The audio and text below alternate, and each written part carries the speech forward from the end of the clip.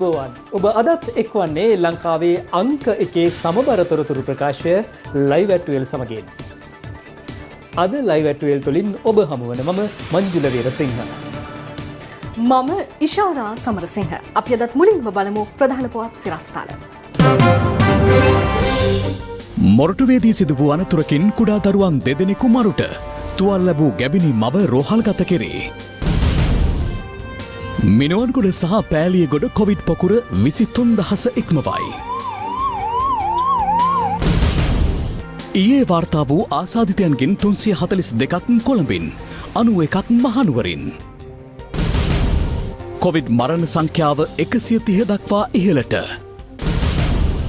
පාස්කු ප්‍රහාරය පිළිබඳ ගැටලුවකින් පාර්ලිමේන්තුව උණුසුම්. මුරවි කුණාටුවේ බලපෑමෙන් ඉදිරියටත් තද වැසි.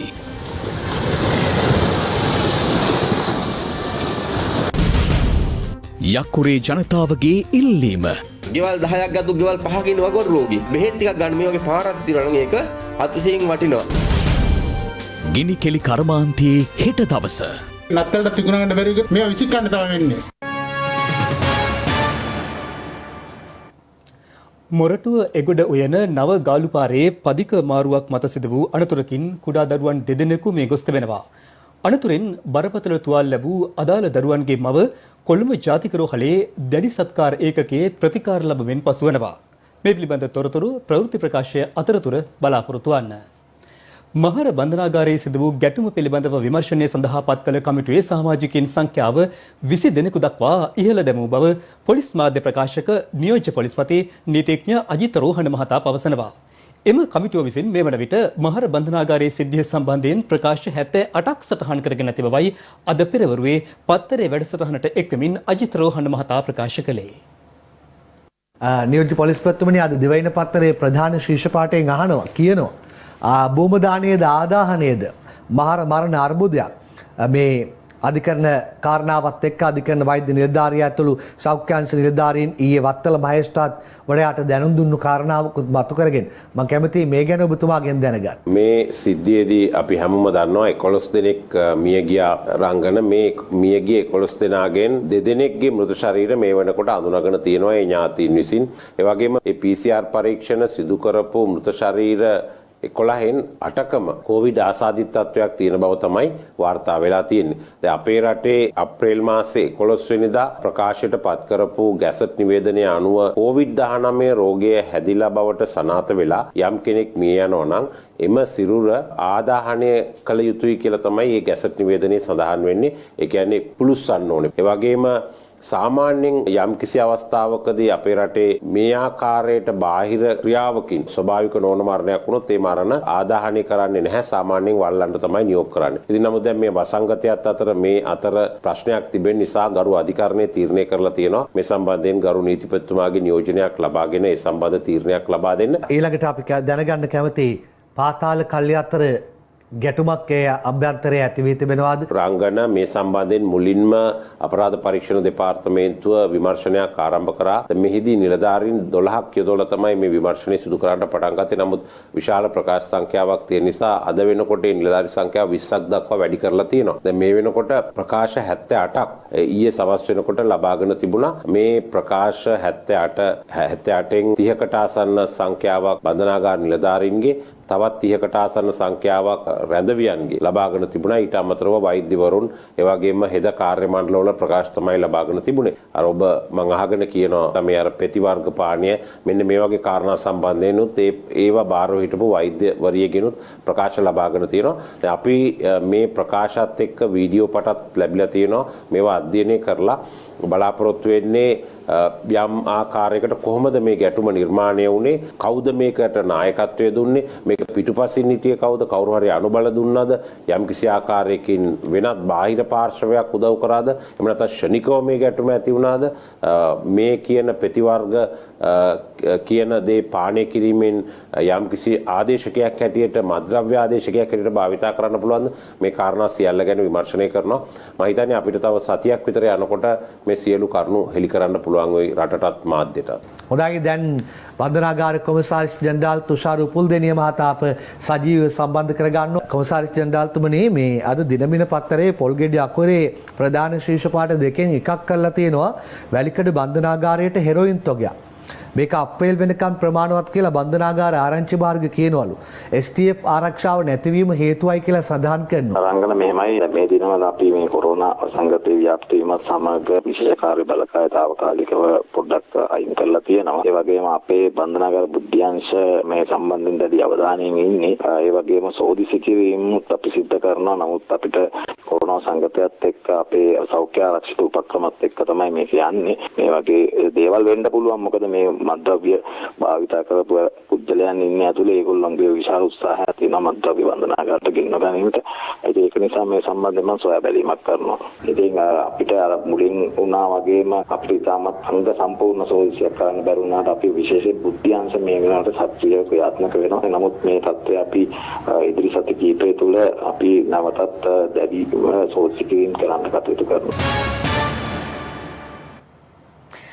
දිවයිනට දැඩි බලපෑම් එල්ල කරමින් හමාගිය බුරවි සුලිකුණාටුවෙන් පවුල් 21152කට අයත් පුද්ගලයන් 70155 දෙනෙක් පීඩාවට පත්ව තිබෙනවා. සුලිකුණාටුවේ බලපෑමෙන් පුද්ගලයන් 2 දෙනෙකු මිය ගොස් තවත් පුද්ගලයන් 6 දෙනෙකුට තුවාල සිදු වුණා. දිස්ත්‍රික්ක 13කට බලපෑම් එල්ල කරමින් හමාගිය බුරවි සුලිකුණාටුවෙන් දේපල සහ නිවාස හානි රැසක් සිදු වුණා. ආපදා කළමනාකරණ මධ්‍යස්ථානයේ සඳහන් කළේ මෙම සුලිකුණාටුව හේතුවෙන් පවුල් 21152ක පුද්ගලයන් 70155 දෙනෙකු පීඩාවට පත්ව ඇති බවයි. එමෙන්ම නිවාස 59ක් සම්පූර්ණයෙන්ම විනාශයට පත්ව තවත් නිවාස 2966කට අර්ධ හානි සිදුව තිබෙනවා. පීඩාවට පත් පවුල් 2899ක පුද්ගලයන් 10604 දෙනෙකු ආරක්ෂක ස්ථාන 58ක රඳවා සිටිනවා. අපදා කළමනාකරණ මධ්‍යස්ථානයේ සඳහන් කළේ පීඩාවට පත්ව සිටින ජනතාවට අවශ්‍ය පහසුකම් සලසා දීමට සියලු ක්‍රියාමාර්ග ගෙන ඇති බවයි. මෙම සුලිකුණාටුවෙන් යාපනය දිස්ත්‍රික්කයට දැඩි බලපෑම් එල්ල වුණා. යාපනය දිස්ත්‍රික්කයේ ප්‍රාදේශීය ලේකම් කොට්ටාස 13කට අයත් පවුල් 11250කට පීඩා සිදු වූ අතර මේ වන විට පවුල් 941කට අයත් පුද්ගලයන් 3393 දෙනෙකු ආරක්ෂිත ස්ථාන 36ක රඳවා සිටිනවා.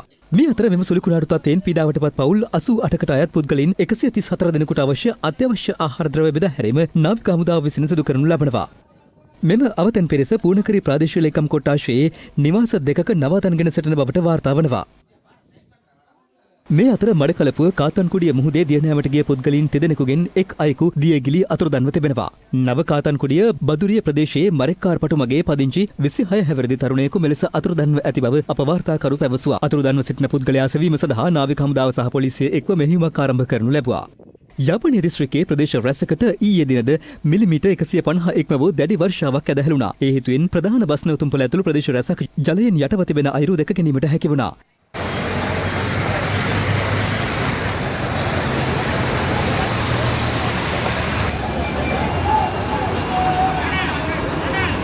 ඊයේ දිනේද අම්පාර දිස්ත්‍රික්කයට මිලිමීටර් 100 ඉක්ම වූ දැඩි වර්ෂාවක් ඇද හැලී තිබෙනවා. ඒ හේතුවෙන් අම්පාර ජයවර්ධනපුර සහ ගැමුණුපුර ප්‍රදේශයේ ස්ථාන කිහිපයක් ජලයෙන් යට වුණා. ඊට අමතරව දකුණු පළාතේ ගාල්ල මාතර ඇතුළු ප්‍රදේශ රැසකටද දැඩි වර්ෂාවක් ඇද හැලුණා. මස්කෙරිය නල්ලතන්නිය ප්‍රධාන මාර්ගයේ නල්ලතන්නිය මෝහිනී ඇල්ලසල ප්‍රධාන මාර්ගයට අද පෙරවරුවේ පස්කන්දක් කඩා වැටුණා. නල්ලතන්නිය ප්‍රදේශයට ඇද හැලුණු අධික වර්ෂාවත් සමග මෙම පස්කන්ද ප්‍රධාන මාර්ගයට කඩා වැටි ඇති අතර කඩා වැටුණු පස්කන්ද නොවුඩ් මාර්ග සංවර්ධන අධිකාරී කාර්යාලයේ නිලධාරීන් විසින් ඉවත් කිරීමට කටයුතු කර ඇති බවයි පොලිසිය පැවසුවේ.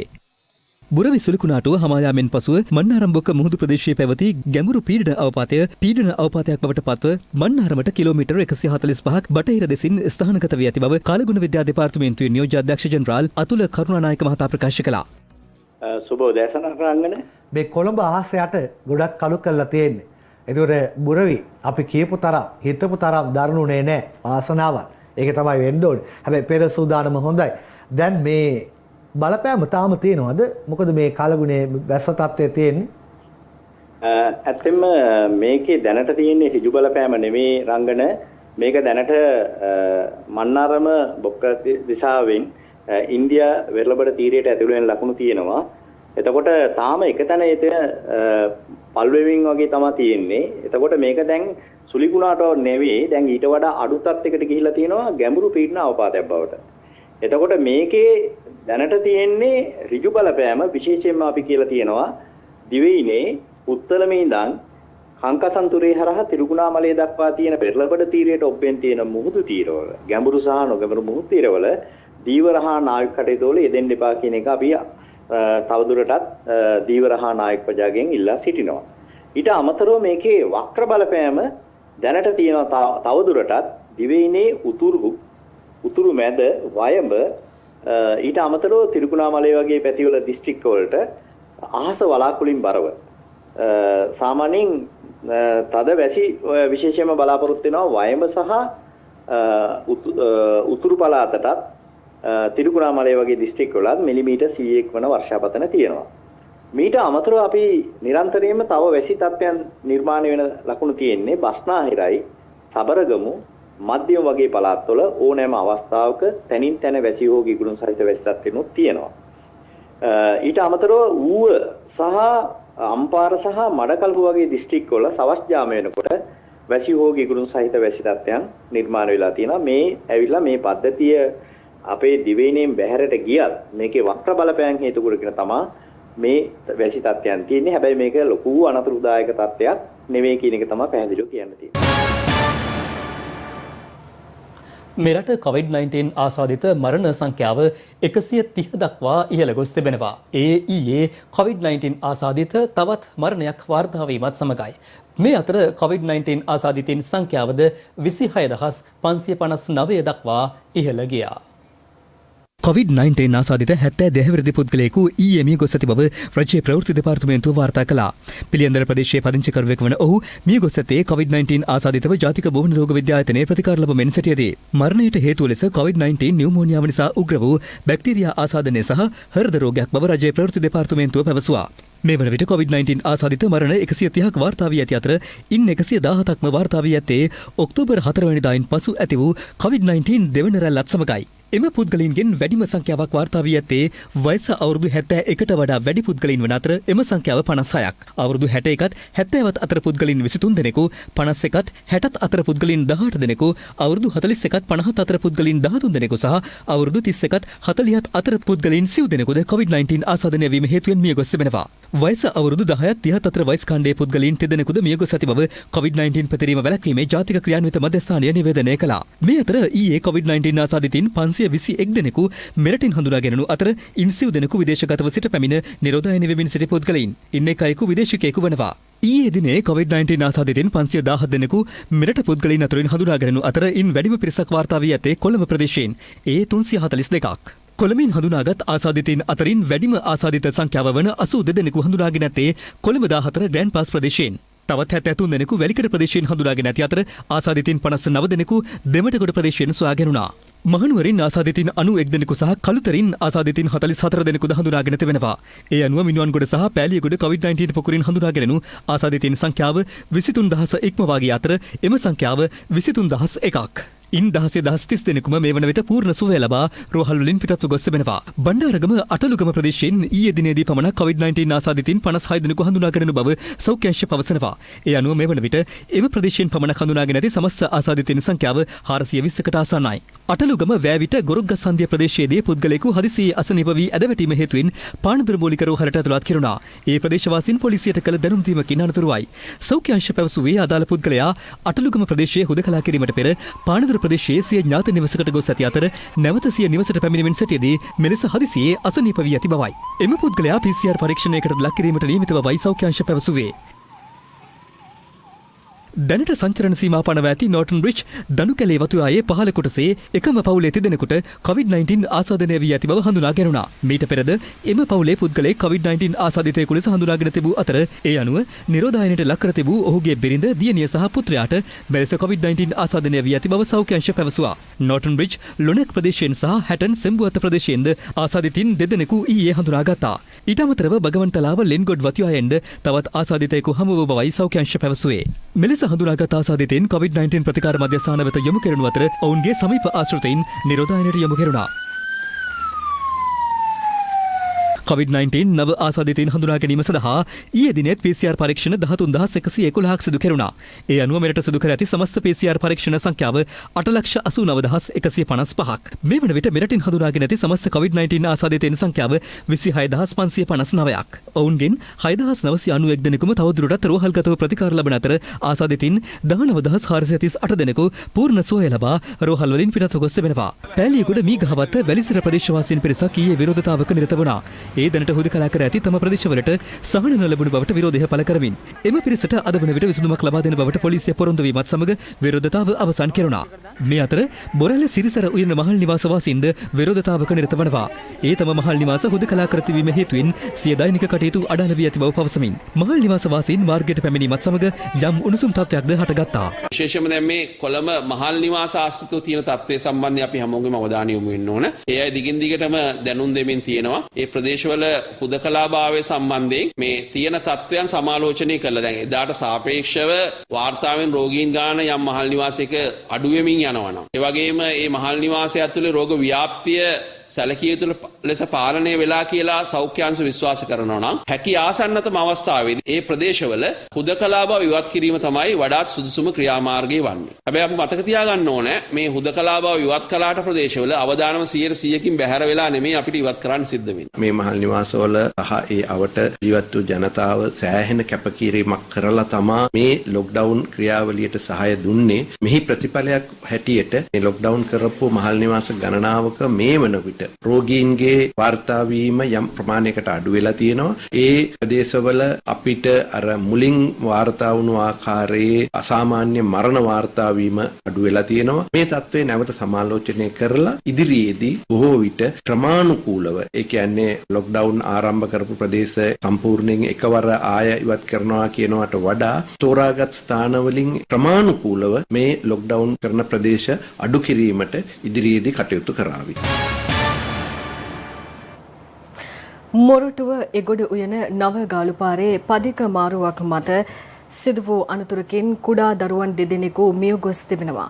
අනතුරෙන් බරපතල තුවාල ලැබූ අදාළ දරුවන්ගේ මව කොළඹ ජාතික රෝහලේ දැඩි සත්කාර ඒකකයේ ප්‍රතිකාර ලබනවා. ඊයේ රාත්‍රී 10ට පමණ මොරටුව කොරළවැල්ල ප්‍රදේශයේ පදික මාරුවක් මතදී මෙම අනතුර සිදුව තිබෙනවා. මාස 11ක් සහ අවුරුදු 7ක් වන සිය දරුවන් දෙදෙනා සමගින් මාර්ගය හරහා යාමට උත්සාහ කළ මවක් මෙලෙස අනතුරට ලක්ව තිබුණා. පානදුර සිට කොළඹ දෙසට දහවනී වූ යතුරු පැදියක ඔවුන් ගැටී තිබූ අතර එහිදී තුවාල ලැබූ තිදෙනාගෙන් දරුවන් දෙදෙනා පානදුර රෝහලට ඇතුළත් කිරීමෙන් අනතුරුව ජීවිතක්ෂයට පත් වුණා. බරපතල තත්ත්වයේ පසු වූ සිවුමස් හැවිරිදි ගැබිනි කාන්තාව කොළඹ ජාතික රෝහලට ඇතුළත් කරනු අතර ඇය මේ වන විට දැඩි සත්කාර ඒකකයේ ප්‍රතිකාර ලබමින් පසුවනවා. අනතුරට ලක් වූ අදාළ කාන්තාව මොරටුව ජෝසප් පෙදෙසේ පදිංචි කාන්තාවක්.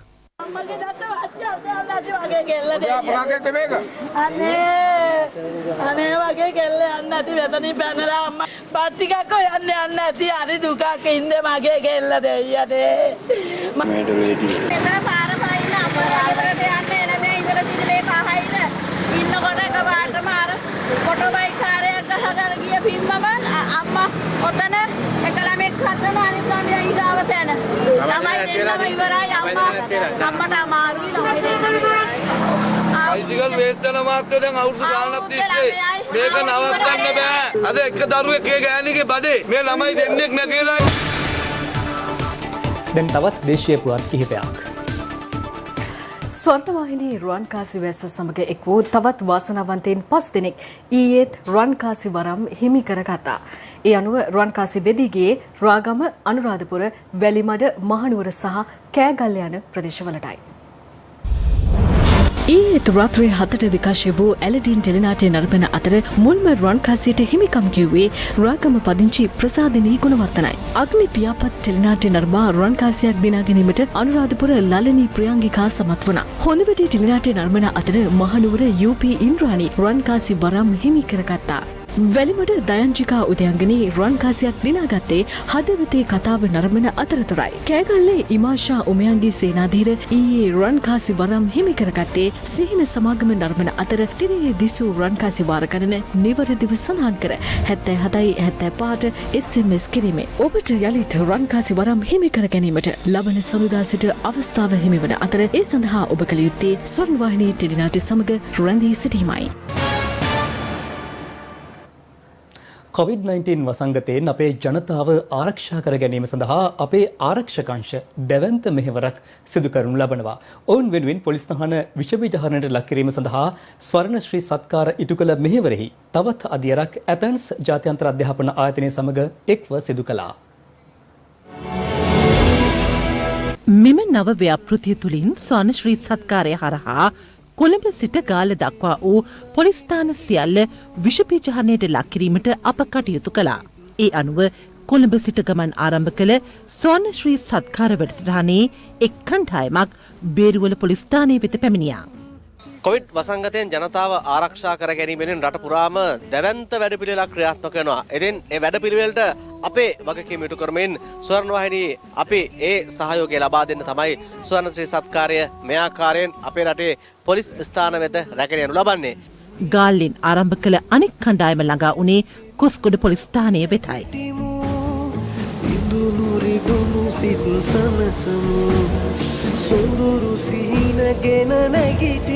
මේ වගේ අධි අවදානම් තත්ත්වයක රාජකාරී කරන අපේ ශ්‍රී ලංකා පොලිසිය නිලදරුවන්ගේ සෞඛ්‍ය ආරක්ෂිත වටපිටාව ඇති කිරීම අපේ මූලික අරමුණ විදියට හඳුන්වන්න පුළුවන්. ස්වර්ණ ශ්‍රී සත්කාර මනුදම් මෙහෙවර අද අපි ආවේ කොස්ගොඩ පොලිස් ස්ථානයට. කොස්ගොඩ පොලිස් ස්ථානයේ විස බීජ හරණය කිරීම සඳහා වෙනදා වගේම අදත් අපිත් එක්ක අත්වල බැඳ ගන්නවා ශාන්ත ජෝන් ග්‍රනත හමුදාව සහ ඇතැස් ජාත්‍යන්තර අධ්‍යාපන ආයතනය.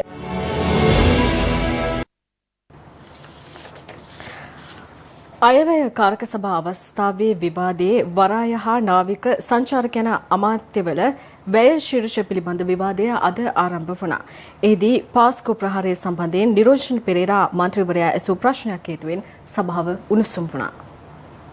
ඒ සංචාරක කර්මාන්තයට දැඩි බලපෑමක් වුණු පාස්කු ප්‍රහාරය පිළිබඳව විමර්ශනය දැන් මේ රජයේ වගකීම බාරගෙන ඒක කරගෙන යන වෙලාවේ අපි දැක්ක පහුගිය දවස් කීපයකට උඩදී අපගේ අතිඋතුම් කාඩිනල් මැල්කම් රංජිත් හිමිපාණෝ පරීක්ෂණය පිළිබඳව ඉතාම හිත් වේදනාවකින් කතා කරා. මේ පරීක්ෂණවලට අපි අත ගහන්නේ නැහැ රජයක් ඇයි. ගිය ආණ්ඩුව වගේ නෙමෙයි. ගිය ආණ්ඩුව අත ගැහුවා, ටෙලිෆෝන් කෙරුවා, නඩුකාරයන්ට කතා කෙරුවා, පොලිසිය ඉහළ නිලයි CI ඩිරෙක්ටර්ට කතා කෙරුවා. ඉතින් අපි ඒවා දැක්කා මේ ඇතිවෙච්ච තත්ත්වය මොකක්ද කියලා. ඒ නිසා පැහැදිලි අපි කියනවා මේ අයට මමත් කතෝලිකෙක් හැටියට මම කියන්නේ මේ අයට දඬුවම් කළ යුතුමයි. ඊළඟට අපේ කාඩිනල් හිමිපාන උන්වහන්සේට ඔබතුමාලගේ ආණ්ඩුවෙන් මඩ ගැහුවා. ඔබතුමා හැබැයි කවදාක් කෙරුවේ නැහැ. ඔබතුමා කෙරුවේ නැහැ. හැබැයි හරෙන් ප්‍රනාන්දු එකවරක් නෙමෙයි තුන් වරක් කාඩිනල් හිමිපාන්ට අපහාස කෙරුවා. මේ පාස්කු ප්‍රහාරය සිද්ධ වෙනවා කියලා දැනගන්නේ අරින් විතරයි. ඉතින් අරින් තමයි තමුන්නාන්සලා පිළට නායකත්වය දෙන්නේ. සජිත්ට නායකත්වය දෙන්නේ අරින්. අරින් ඉස්සලා අයින් කරලා ඉන්න. ගරු කතානායකතුමනි පොඩ්ඩක් සාධාරණ වෙන්න. මොකද්ද මේ පොයින්ට් එකක් නැහැනේ. දැන් එතුමාට ඕන ඒක තමයි නතර කරේ. ඒක තමයි නතර කරේ. දෙන්න එපා මේක. ගරු කතානායකතුමනි මෙතුමා පාලනය කරගන්න මේක.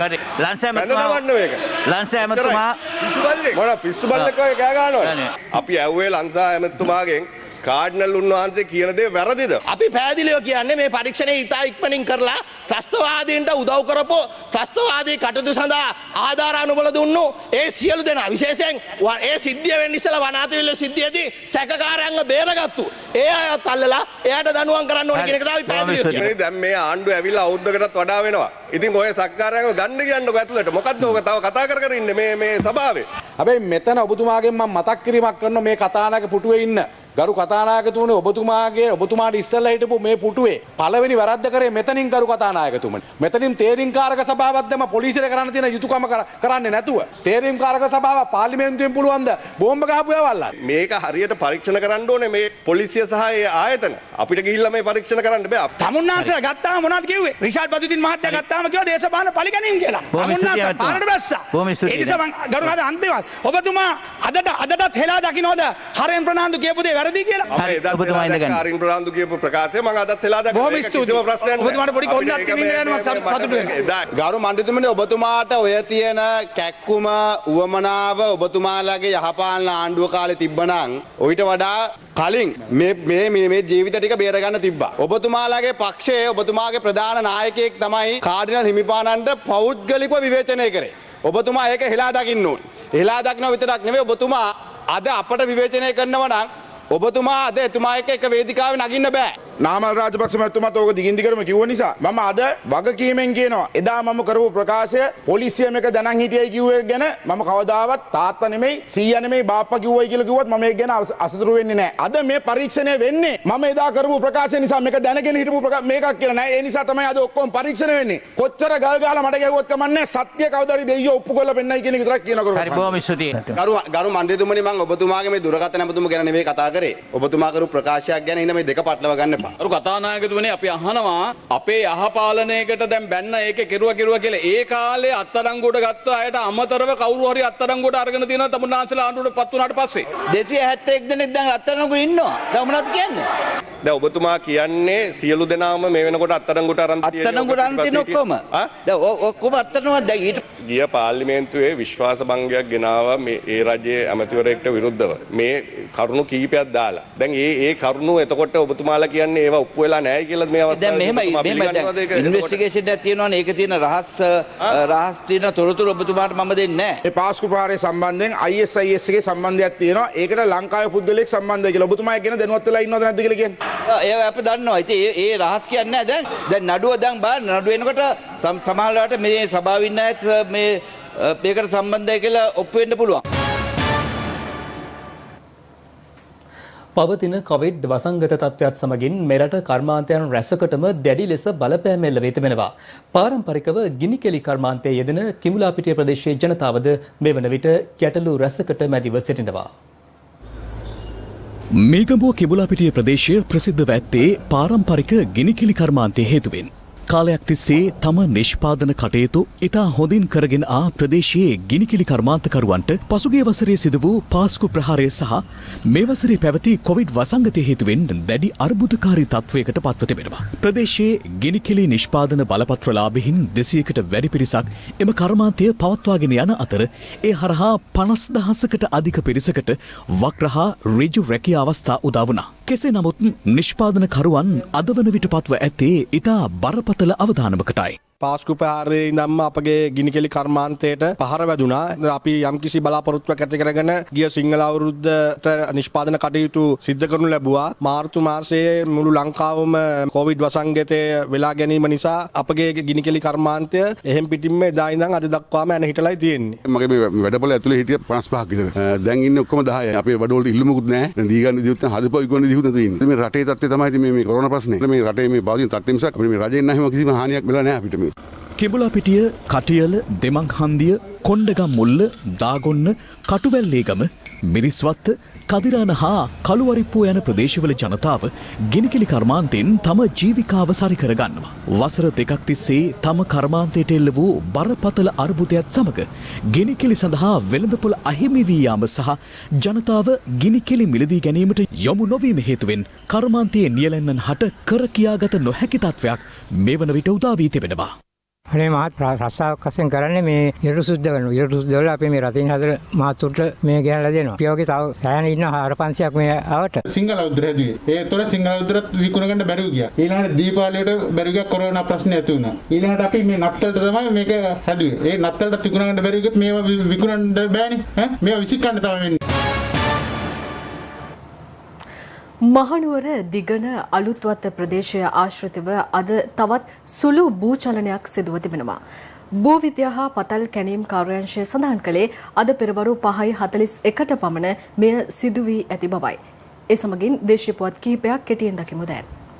හික්කඩුව කළුපේ ප්‍රදේශීය පුද්ගලයෙකු පරීක්ෂා කිරීමේදී ඔහු සන්තකයේ තිබී මෙරට නිෂ්පාදිත ගිනි අවියක් පොලිස් භාරයට ගැනුණා. මෙම ගිනි අවිය පසුගියදා සීනිකම ප්‍රදේශයේදී අත්අඩංගුවටගත් පාතාල සමාජිකයෙකු වන මෝල් ආමියා නැමැත්තාට අයිති බව අත්අඩංගුවටගත් සැකකාර කළුපේ සම්පත් විසින් මීටියාගොඩ පොලිසියට පවසා තිබෙනවා. පොළොන්නරුව බැඳිවැව ප්‍රදේශයේ රහසිගතව පවත්වාගෙන ගිය ජංගම ලේරීමේ මධ්‍යස්ථානයක් වටලා පුද්ගලයන් දෙදෙනෙකු අත්අඩංගුවටගෙන තිබෙනවා. තහනම් කර ඇති ලී වර්ග එරීම මෙම ස්ථානයේදී සිදු කර ඇති අතර සැකකරු පොළොන්නරුව මහේස්ත්‍රාත්වරයා වෙත ඉදිරිපත් කිරීමට නියමිතයි.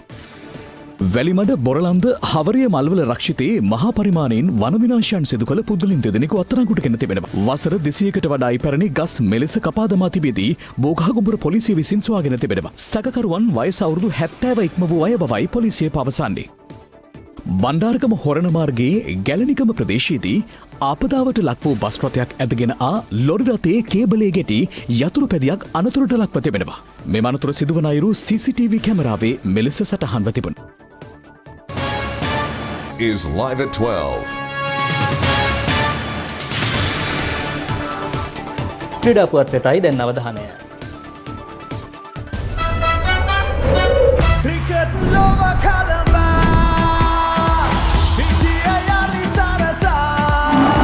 LPL තරගාවලියේ 11 වෙනි තරගයේ ජැෆ්නා ස්ටැලියන්ස් කණ්ඩායම සහ කොලම්බෝ කිංග්ස් කණ්ඩායම අතර ඊයේ හම්බන්තොට මහින්ද රාජපක්ෂ ක්‍රීඩාංගණයේදී පැවැත්වුණා. තරගයේ කාසියවාසී දිනු කොලම්බෝ කිංග්ස් නායක ඇන්ජලෝ බැතිබුස් පළමුවෙන් පන්දුවට පහර දීමට ජැෆ්නා ස්ටැලියන්ස් කණ්ඩායමට ආරාධනා කළා.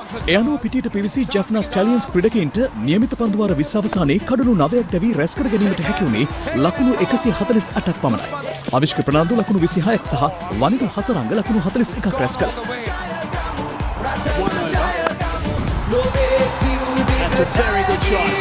පන්දු යැවීමේදී කයිස් අහමඩ් කඩලු 3ක් සහ දුෂ්මන්ත චමීර කඩලු 2ක් විඳ හෙළුවා.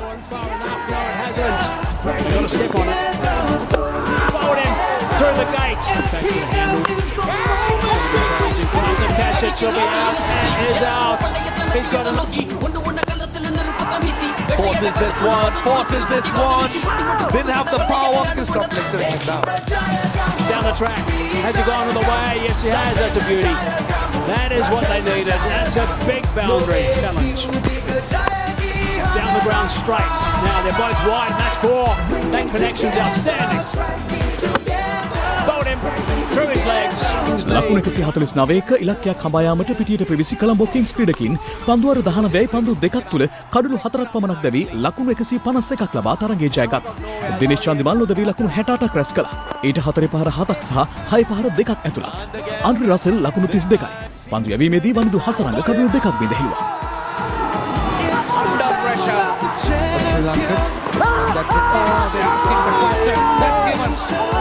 මේ අතර යාපනයේ ඉපිද යාපනයේදී හැදී වැඩුණු විජයකාන්ත් වියස්කාන්ත් ඊයේ පළමු වරට ජැෆ්නා ස්ටැලියන්ස් කණ්ඩායම නියෝජනය කිරීමේ අවස්ථාව උදා කරගත්තා. LPL වැනි ජාත්‍යන්තර මට්ටමේ ලීග් තරගාවලියකට එක් වූ ඔහු මෙම තරගයේදී පන්දුවර 4ක් යවමින් ලකුණු 21කට එක් කඩුලක් බිඳ හෙළීමට සමත් වුණා. ඔහුගේ පළමු ගොදුරු බවට පත් වුණේ කොලම්බෝ කිංග්ස් නායක ඇන්ජලෝ මැතිව්ස් වීම විශේෂත්වයක්. This is high. And well done. Very well done indeed. Shoaib Malik was outstanding.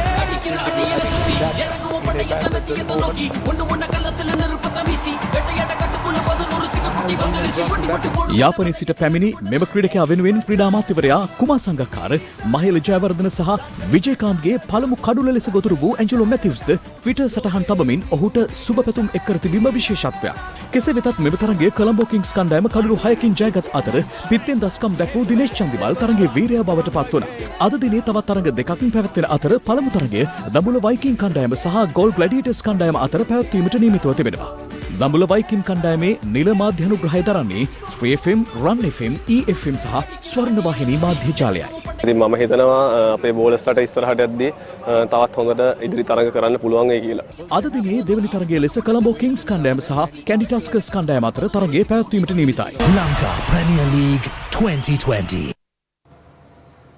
Live 12 තුලින් සමුගන්නයි මේ සූදානම.